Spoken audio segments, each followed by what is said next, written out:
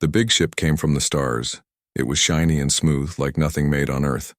It stopped high above our world, waiting. For 3 days it just hung there. News shows talked about nothing else. People looked up at the night sky, wondering and afraid. Then the message came.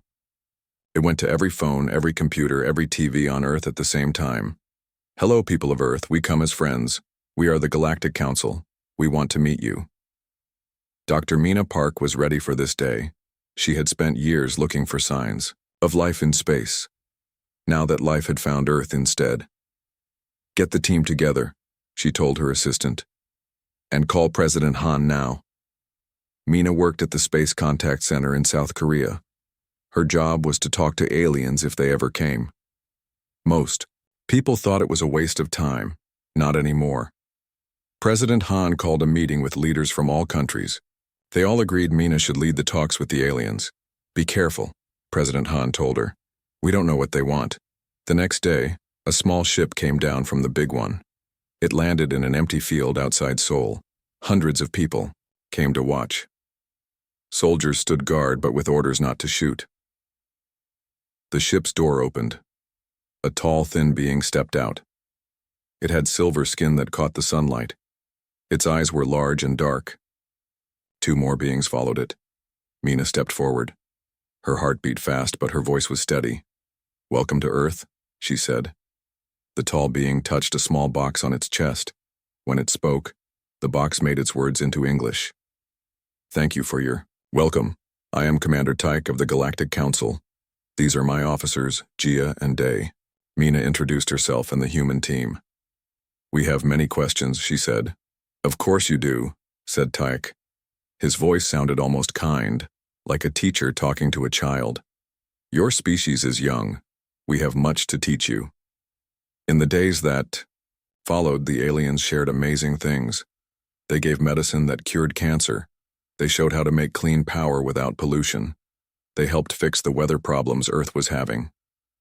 People were happy. Leaders thanked the aliens. News shows called it the best thing ever to happen to Earth. But Mina noticed something odd. The aliens always talked about humans as if they were children. They used words like developing, simple, and basic to describe Earth people. When Mina asked hard questions, they would smile and change the subject.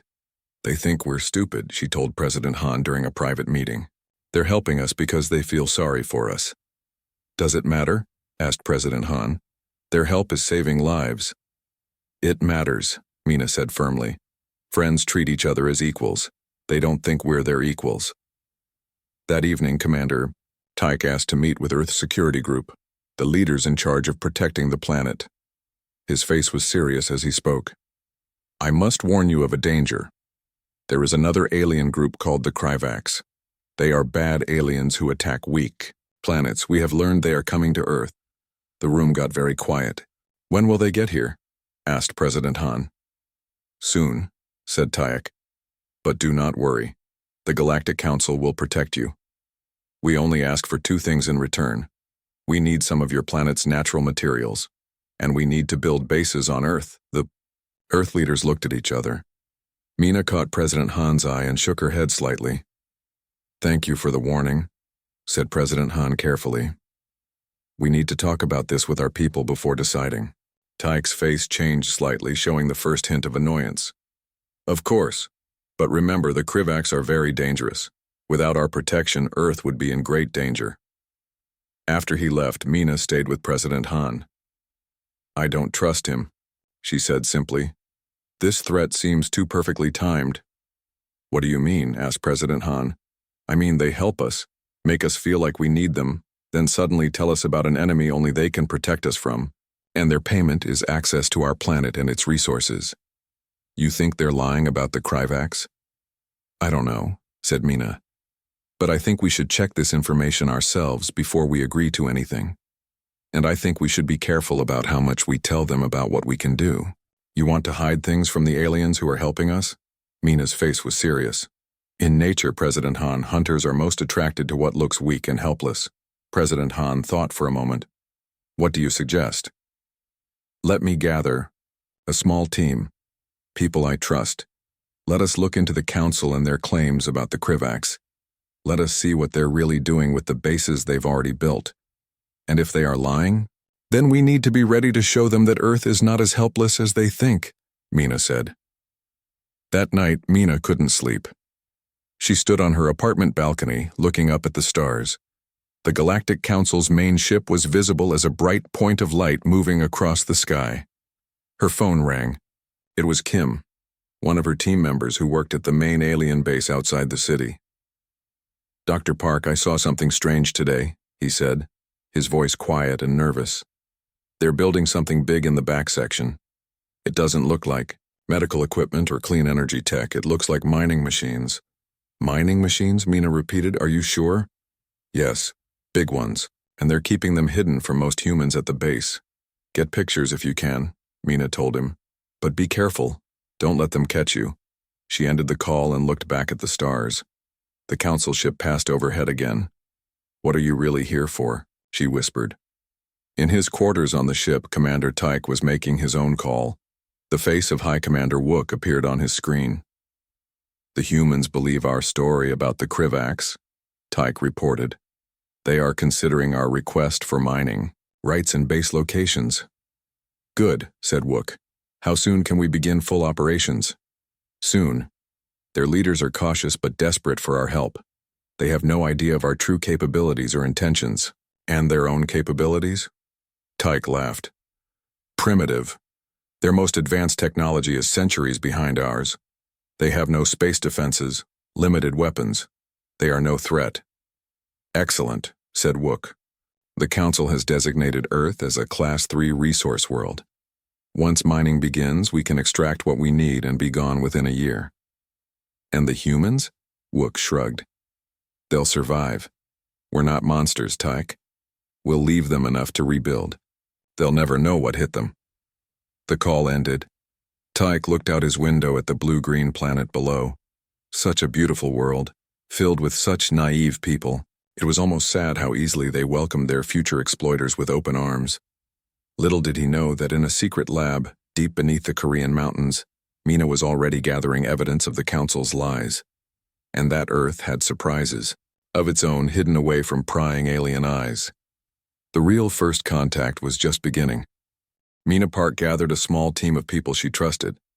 They met in an old lab deep under the mountains. This place was built years ago, during a time when Earth countries fought each other. Now it helped hide them from alien eyes. "Thank you all for coming," Mina said. "What we talk about here must stay secret." 5 people sat around the table. Jun was good with computers. Hana studied how different people and cultures behaved. Day was a soldier who knew about weapons.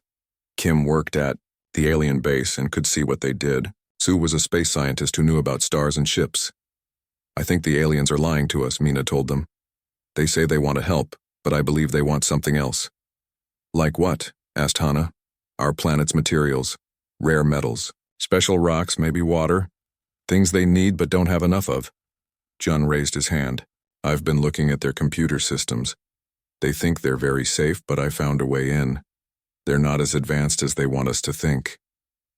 "What did you find?" Mina leaned forward. "They have no records about any Krivax ships coming here.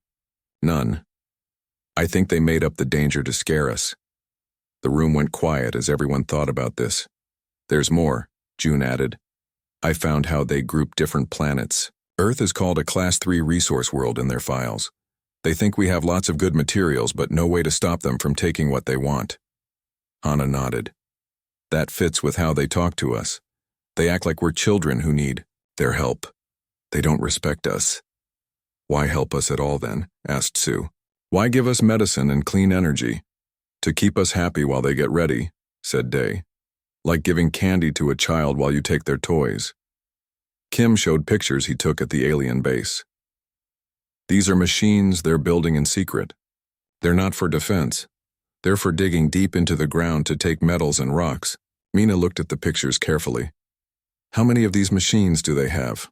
"Many," said Kim, "and they're building more every day." "We need to tell President Han," said Day. Mina nodded. "Yes, but first we need more proof. We need to know." Exactly what they planned to do. For the next week, the team worked hard. Jun spent days and nights breaking into more alien computer files. Kim took more pictures at the base. Sue watched the alien ships coming and going, tracking their movements. Then Jun found something important. "They're bringing more ships," he told Mina, his face pale and tired from working all night. "A lot more, but not warships to fight the Kryvax. These are mining ships made to dig up and carry away huge amounts of materials." "When are they coming?" asked Mina. "Soon. Less than 2 weeks. Once they get here, they plan to start taking resources from all over Earth. They'll take most of our rare metals, leaving just enough so we don't all die." Mina called an emergency meeting with President Han. She showed all the evidence they had found. "They lied about the Kryvax," she explained. "There is no alien enemy coming to attack us. The only aliens who want to harm Earth are the ones who say they're our friends." President Han looked at the pictures of the mining machines and the computer files Jun had found. "If this is true, what can we do?" she asked. "Their technology is far ahead of ours." "Is it?" Mina asked. "Jun says their computers aren't as advanced as they act. The medicine they gave us, our scientists have already improved it. Their clean energy, we've made it better in just weeks." "What are you saying?" "I'm saying maybe they aren't as far ahead as they want us to think. And maybe we aren't as far behind." President Han called a secret meeting with leaders from the biggest countries on Earth. Mina showed them everything her team had found. There was much arguing and fear, but finally, they agreed on a plan. "It's risky," said the leader from America. "But if we do nothing, we lose everything," said the leader from China.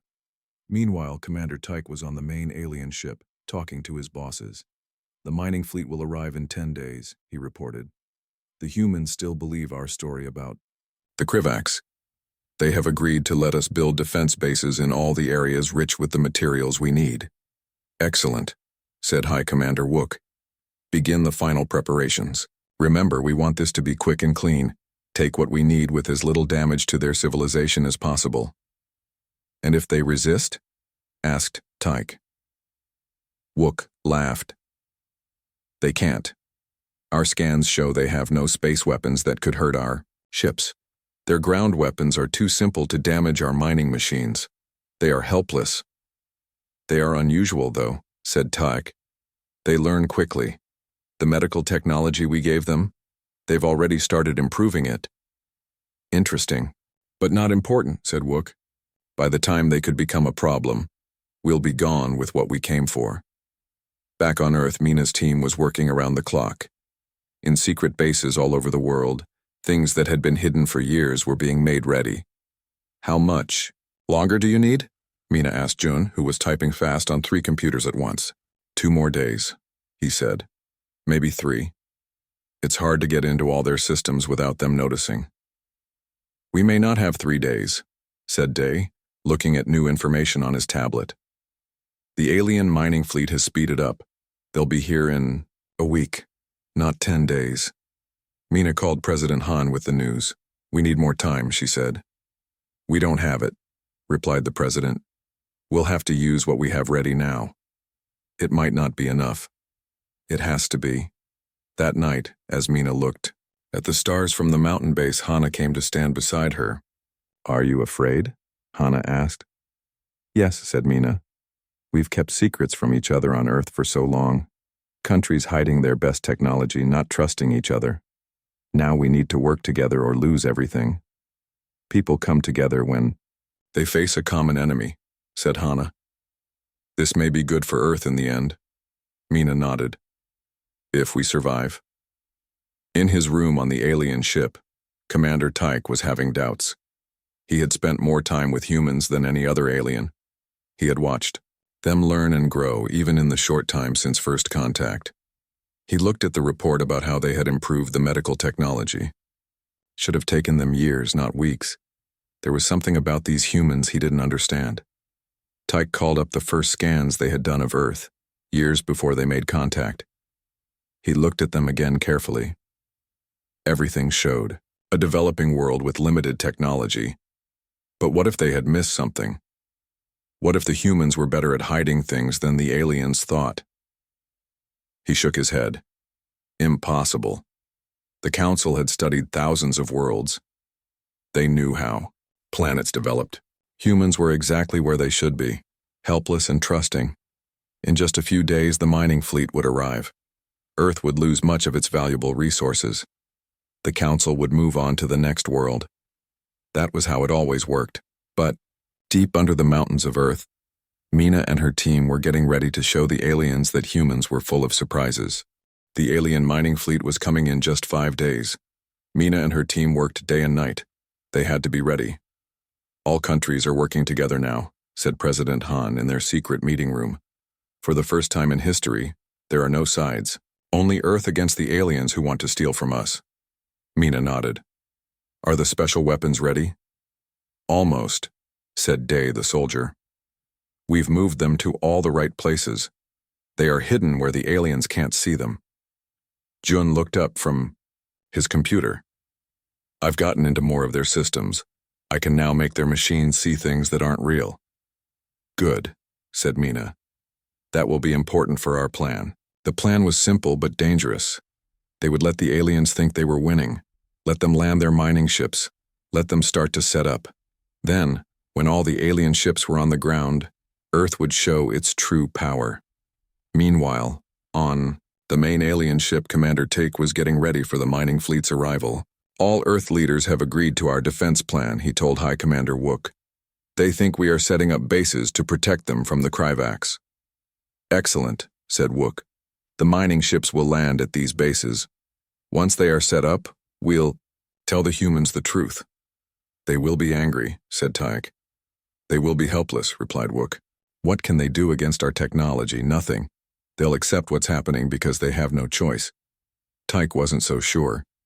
These humans kept surprising him, but he said nothing more. The day before the mining fleet arrived, strange things started happening on Earth. Power went out in many cities. Phones stopped working, TV and internet failed.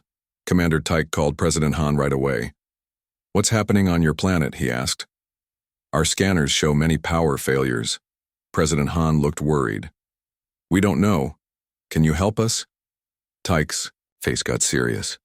I fear this may be the work of Kryvax advance agents. They often attack communication systems first. That's terrible, said President Han. What should we do? Do not worry, said Tyke. Our our defense fleet will arrive tomorrow.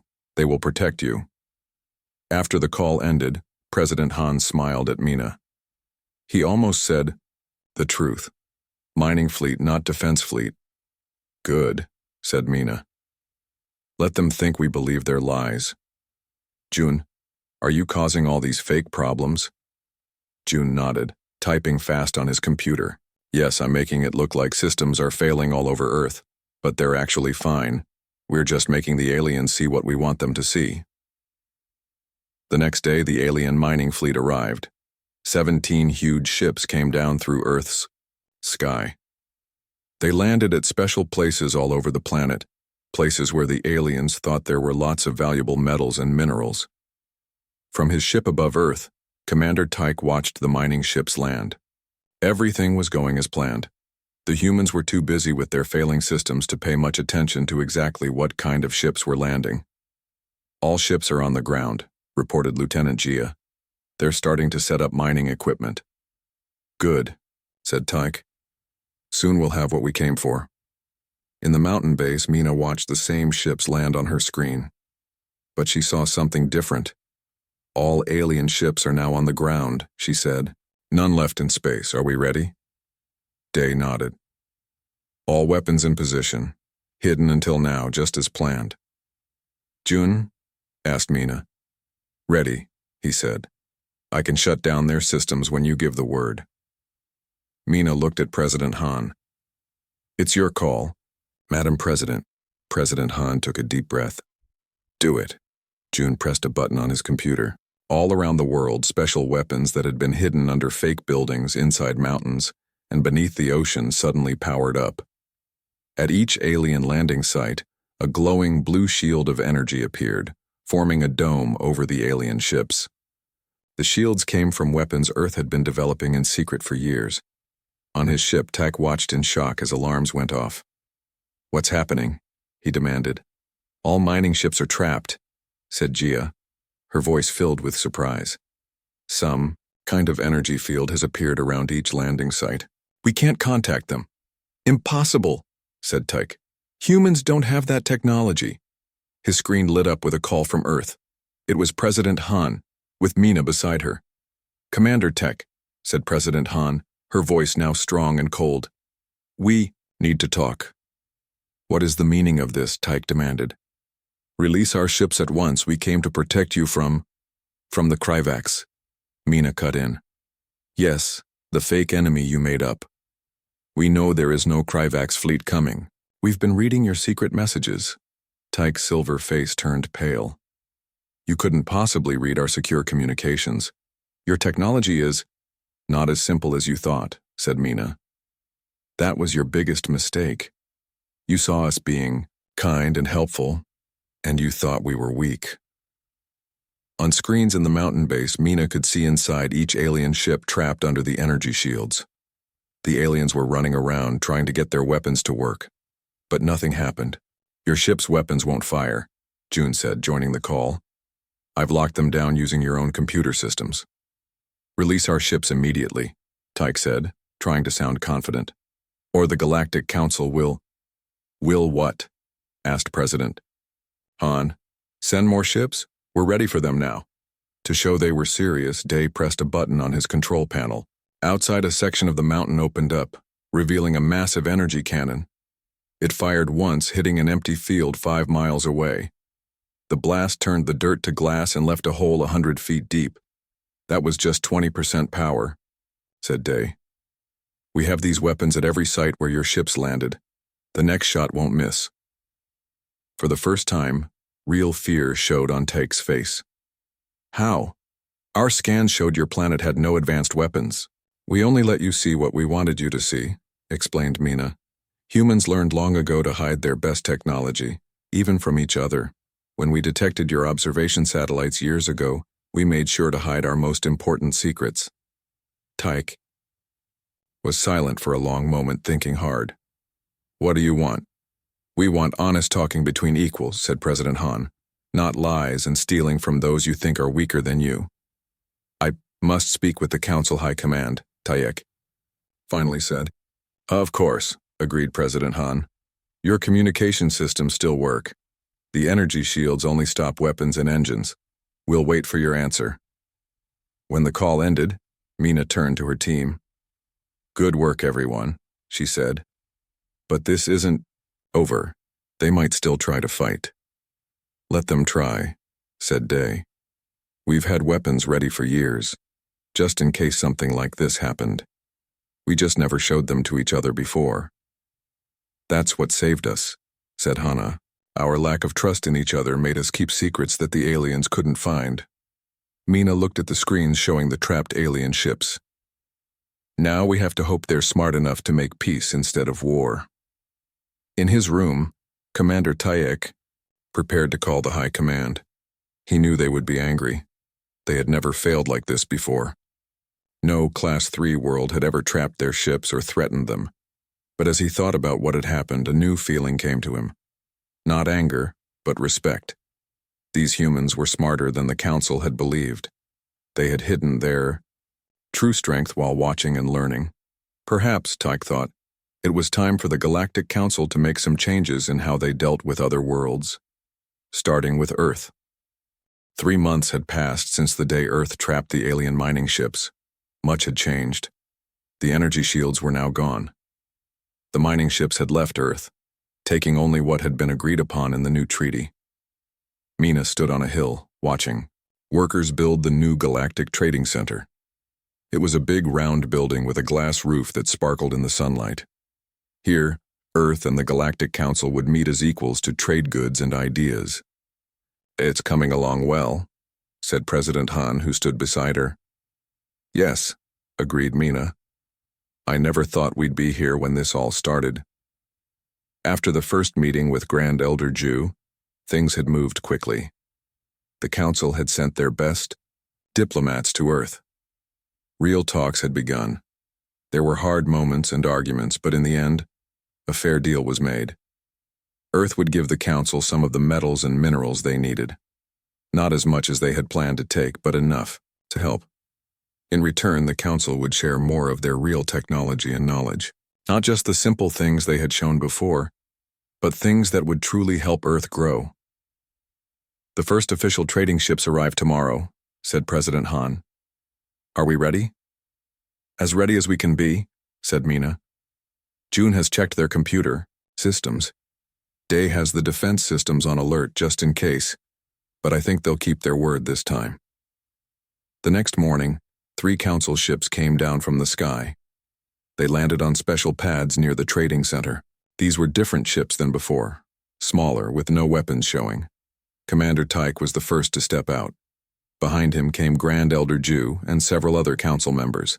Earth's leaders waited to greet them. Welcome to the first official Galactic Trading Day, said President Han. We are honored to be here, said Grand Elder Ju, and to begin a new chapter in our relationship with Earth. Inside the trading center, tables were set up with samples of what each side had to offer. Earth showed its best metals, plants with healing powers, art, and music. The Council displayed star maps, medical tools, and strange materials not found on Earth. As people from both worlds talked and traded, Mina found herself standing next to Commander Tyke. This is not how I expected things to turn out, he admitted. No? Asked Mina with a small smile. How did you think it would end? With us taking what we wanted and leaving, said Tyke honestly. That's how it usually works with Class 3 worlds. And now? Now the Council is reviewing its whole system of classifying planets, said Tyke. Your world has caused quite a stir among our leaders. We're asking questions we haven't asked in 1,000 years. Good questions, I hope, said Mina. Important ones, said Tyke. Like why we thought it was okay to take from worlds we thought were weaker, and why we didn't see that kindness doesn't always mean weakness. They walked through the trading center, watching humans and aliens learn about each other. Some on the Council still think we should have sent more ships and taken what we wanted by force, said Tyke quietly. That would have been a mistake, said Mina. One thing you should understand about humans, we fight hardest when our backs are against the wall. If you had attacked, every country on Earth would have united against you. We would have used everything we had. And you have more hidden away that we still don't know about, don't you? Asked Tyke. Mina just smiled. In the center of the room, President Han and Grand Elder Ju were signing the final treaty. It was a historic moment, Earth's first official agreement with another world. Today marks a new beginning, said President Han to the crowd. Not just for Earth, but for how different worlds can work together, not as takers and givers, but as true partners. Grand Elder Ju stood slowly, his old face serious. The Galactic Council has existed for 50,000 years. In that time, we have met many worlds and many species, but few have taught us as much as Earth has in these short months. He looked around at the humans watching him. You showed us that true strength isn't always visible, that wisdom doesn't always come with age, and that those who extend a helping hand aren't always doing so out of weakness. After the ceremony, as the day ended, Mina walked outside. The sky was turning dark and stars were beginning to show. She thought about how different the stars looked to her now, knowing what was out there. Jun joined her, looking up at the same stars. Do you think they'll keep their word long term? He asked.